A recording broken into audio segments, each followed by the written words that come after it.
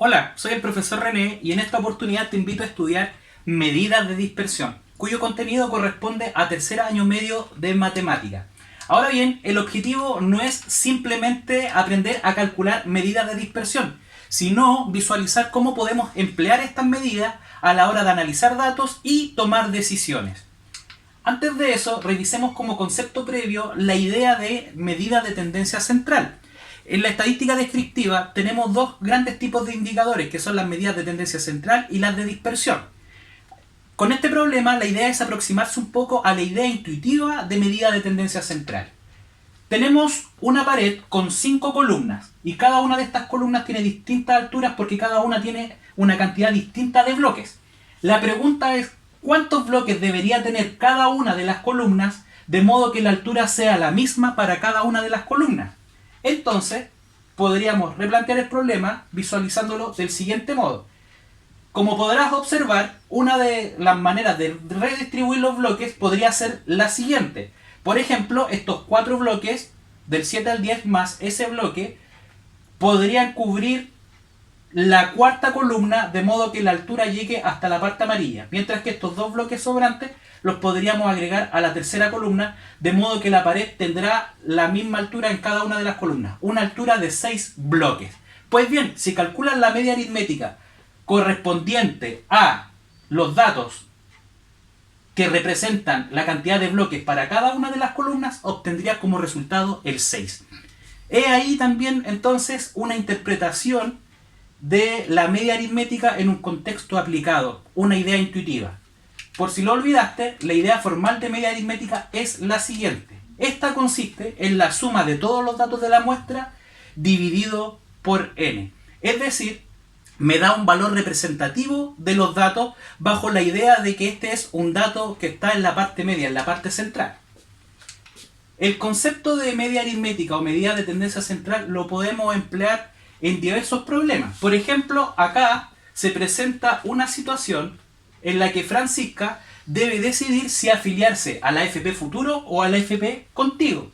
Para esto cuenta con la información respecto de la rentabilidad de estas AFP en los últimos 3 semestres. Como puedes ver, la AFP Futuro en el semestre 1 tuvo una rentabilidad de 1,9 versus un 1,4 de la AFP Contigo, y así sucesivamente en el segundo y tercer semestre según las rentabilidades que la tabla indica. Probablemente tú decidirás como primera instancia calcular la media aritmética de cada una de las rentabilidades de las AFP. De este modo obtendríamos que la rentabilidad promedio de la AFP Futuro en los últimos 3 semestres, tras sumar todas las rentabilidades y dividirlo por 3, es 1,2. Por otra parte, si calculas la rentabilidad correspondiente a la AFP Contigo, la rentabilidad de los últimos 3 semestres, obtendrías que la rentabilidad también es 1,2. Es decir, tanto la AFP Futuro y Contigo tiene una rentabilidad promedio de 1,2 en los últimos 3 semestres. En consecuencia, tras realizar un análisis solamente considerando las medidas de tendencia central, llegaríamos a que la AFP Futuro y Contigo tienen una misma rentabilidad. No obstante, según los datos de la muestra, ¿podemos decir que da lo mismo afiliarse a la AFP Futuro o AFP Contigo? Ahí falta una información muy importante, que es la que nos puede proporcionar las medidas de dispersión, que es lo que vamos a estudiar ahora. Las medidas de dispersión entonces nos ofrecen un indicador que describe cuán homogéneos son los datos de la muestra, o análogamente qué tan dispersos son los datos de la muestra. Para el caso del problema de Francisca podríamos interpretar la medida de dispersión como un indicador que nos proporciona información respecto a la estabilidad de la AFP respecto a su rentabilidad. Existen distintas medidas de dispersión, cada una se utiliza según distintos criterios estadísticos. En primer lugar, definamos la medida de dispersión denominada rango. El rango corresponde a la diferencia entre el dato mayor y el dato menor de la muestra. Por ejemplo, consideremos la siguiente situación. Acá se presentan las temperaturas registradas en Santiago, las temperaturas máximas registradas en Santiago durante los últimos 5 días. Entonces, el rango sería la diferencia entre el dato mayor y el menor. En esta muestra, el dato mayor es 29 grados y el dato menor es 24 grados.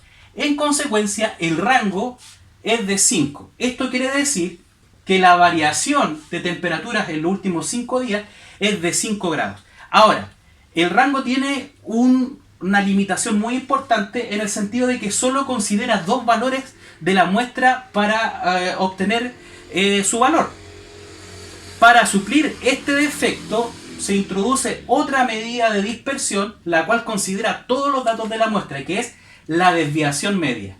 La definición de desviación media es la siguiente. Esta corresponde a la media aritmética de las diferencias absolutas entre cada uno de los datos con su media aritmética. En el fondo estamos sacando un promedio de las diferencias absolutas de cada dato respecto a su media. Esto, escrito en fórmulas de sumatoria, sería lo siguiente. La sumatoria quiere decir que nosotros vamos a sumar distintas expresiones que tienen esta forma. El absoluto de xi menos x barra, que es el promedio, donde x, y son los datos de la muestra. El i tomaría los valores desde 1 hasta n, es decir, estamos considerando todos los valores de la muestra. Todo esto, por cierto, dividido por n. Veamos un ejemplo. Nuevamente, lo de las temperaturas registradas los últimos 5 días en Santiago. Si queremos calcular la desviación media, como verás en la fórmula, requerimos de la media aritmética. Entonces, primero calculamos la media aritmética correspondiente a nuestra muestra, la cual nos arroja 26. O sea que en los últimos 5 días en Santiago la temperatura máxima tiene un promedio de 26 grados. Luego, al hacer el desarrollo de esta expresión, tenemos que la desviación media es el valor absoluto del primer dato de la muestra menos el promedio, que es 26, más la diferencia absoluta del segundo dato de la muestra menos 26, que es el promedio, y así sucesivamente hasta el último dato de la muestra, que es 25 menos 26. Por si lo olvidaste, estas barritas corresponden a la función valor absoluto. ¿Cómo actúa la función valor absoluto? Calcula 24 menos 26, que es menos 2, pero el valor absoluto de menos 2 es 2. El valor absoluto de 25 menos 26 es 1, y el valor absoluto de 29 menos 26 es 3, y así sucesivamente. Finalmente, obtenemos que la desviación media es igual a 8 quintos, es decir, 1,6. Según este concepto, desviación media, podemos concluir que la variación de las temperaturas máximas los últimos 5 días de Santiago es de 1,6 grados. Ahora, por el hecho de emplear el valor absoluto, resulta quizás un poco limitante en el sentido de que la función valor absoluto es una función definida por rama. Quizás no es la función más bonita desde el punto de vista matemático. Por eso se pensó en una manera alternativa para tener que sortear estas diferencias de modo que el resultado siempre fuera positivo. Para esto es que se introduce una nueva medida de dispersión denominada varianza, donde básicamente se reemplaza el valor absoluto por el cuadrado de las diferencias. Es así como la definición de varianza es que corresponde a la media aritmética de los cuadrados de las desviaciones de los n datos. Por cierto, desviaciones se refiere a la diferencia entre cada dato y la media aritmética. En fórmula de sumatorias tenemos entonces que la varianza es igual a la sumatoria de todos los términos de la forma xi menos x barra al cuadrado, todo esto partido por n. Veamos un ejemplo para que te quede más claro cómo se calcula la varianza.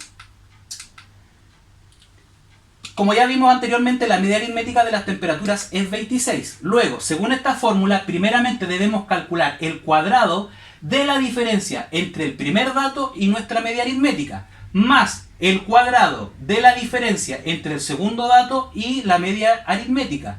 Luego, más el cuadrado de la diferencia entre el tercer dato y la media aritmética. Y así sucesivamente hasta el último dato. 24 menos 26 es menos 2. Y menos 2 al cuadrado es 4. Así sucesivamente obtenemos los cuadrados de cada una de las otras diferencias.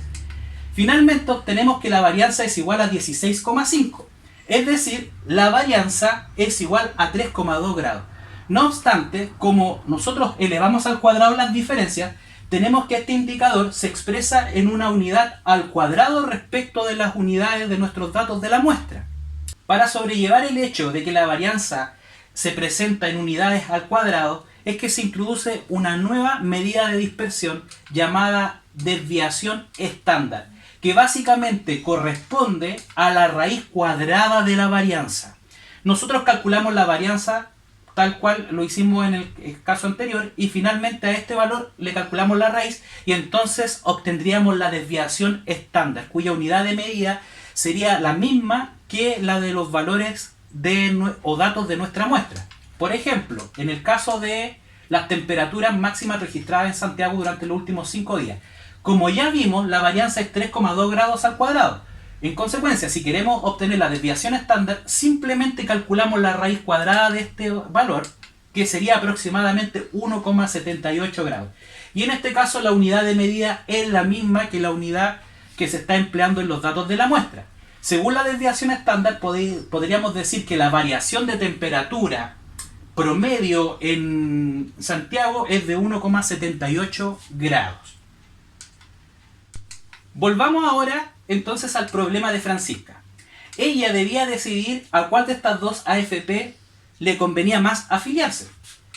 Realizando el análisis simplemente con la media aritmética, llegamos a la conclusión de que tanto la AFP Futuro y Contigo en los últimos 3 semestres tenían una rentabilidad de 1,2 puntos. En consecuencia, no resulta suficiente este indicador estadístico para decir cuál de las dos AFP es más conveniente. Luego, si introducimos también dentro del análisis una medida de dispersión, como es la desviación estándar, podríamos determinar cuál de estas dos AFP tiene rentabilidades más homogéneas, que en este caso se interpretaría como una suerte de estabilidad en las rentabilidades. Introduciendo este cálculo entonces, llegamos a que la desviación estándar de la AFP Futuro es de 1,6673, mientras que AFP Contigo es de 0,21602. Si se fijan, este número es más pequeño, lo que significa que la rentabilidad de la AFP Contigo tiene menos dispersión, es decir, estos datos son más homogéneos, cuya interpretación podría corresponder precisamente a que esta AFP Contigo tiene una rentabilidad más estable en el tiempo. Entonces, alguien podría decir, bueno, la AFP Futuro en este caso tuvo una rentabilidad de 2,8, en ningún caso la AFP Contigo tuvo esa rentabilidad. Sin embargo, así como tuvo esa rentabilidad de 2,8, también tuvo una rentabilidad negativa de 1,1. En consecuencia, si lo que yo busco es estabilidad, entonces resulta pertinente que Francisca se decida finalmente por la AFP Contigo. Entonces, por una parte tenemos las medidas de tendencia central que nos dan un valor representativo de la muestra, un valor que tiende a estar en el centro. Y por otra parte tenemos las medidas de dispersión que nos proporcionan información respecto a la homogeneidad y dispersión de los datos. Te propongo que para que interioricen más estos conceptos realicen los ejercicios que ahora van a aparecer en la pantalla del texto de matemáticas. Con esto sería todo por hoy y te invito al próximo video. Que estés bien, cuídate.